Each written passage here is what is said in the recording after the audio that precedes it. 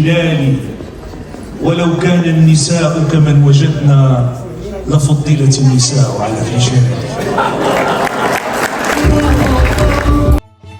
من مدينة طنجة العالية ضمن الدورة 12 من فعاليات رمضانيات طنجة المنظمة من طرف نسائم الأندلس، هي المؤسسة المؤسسة لهذا التقليد الجميل، وفاء باليوم العالمي للمرأة، حيث توزيع الورد على الورد وعلى أهل الذوق والود مع نخبة من أهل طنجة المنتجبين بدعم رسمي كريم، حيث تعظيم هذا الشهر الكريم بليلة بهية من الذكر والشعر والمديح والسماع والصلاة على خير الورى، بحضور سفير الأغنية الروحية المغربية الفنان المتألق مروان حجي، الذي تألق في توليع هذا الحفل الناجح الاستثنائي المنظم من طرف مؤسسة نسائم الأندلس برئاسة الجميل الأستاذ أحمد جنون.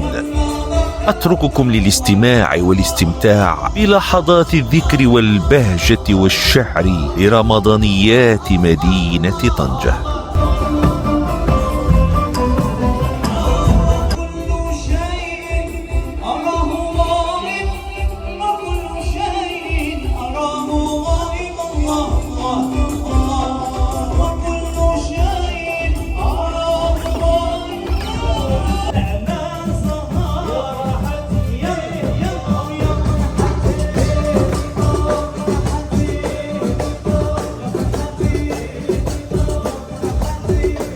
ولا التذكير فخر للهلال، ولو كان النساء كمن وجدنا لفضلت النساء على الرجال.